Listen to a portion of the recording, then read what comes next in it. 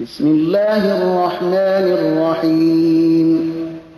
به نام خداوند بی اندازه مهربان نهایت باره.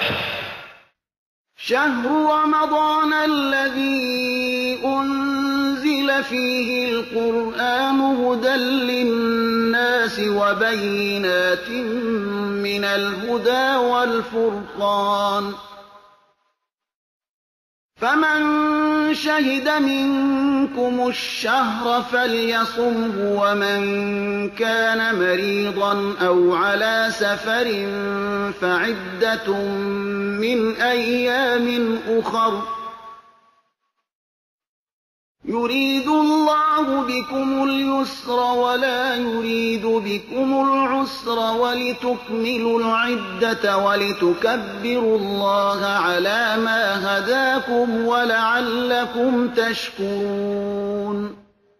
ماه رمضان آن است که در آن قرآن نازل شده است، هدایتی برای مردم و دلایل روشنی از هدایت و فرق گذار بین حق و باطل.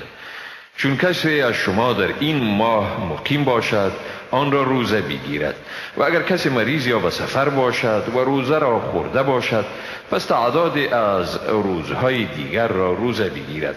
خداوند برای شما اراده آسانی را دارد و اراده دشواری را ندارد، و تا تعداد روزهای روزه را تکمیل کنید. و به خاطر که خداوند شما را هدایت کرده است او را به بزرگی یاد کنید تا باشد که شما سپاسگزار شوید. وَإِذَا سَأَلَكَ عِبَادِي عَنِّي فَإِنِّي قَرِيبٌ أُجِيبُ دَعْوَةَ الدَّاعِ إِذَا دَعَانِ فَلْيَسْتَجِيبُوا لِي وَلْيُؤْمِنُوا بِي لَعَلَّهُمْ يَرْشُدُونَ. و چون بندگان من از تو درباره من بپرسند من یقینا به ایشان نزدیکم. چون دعا کننده مرا بخواند دعایش را اجابت می کنم.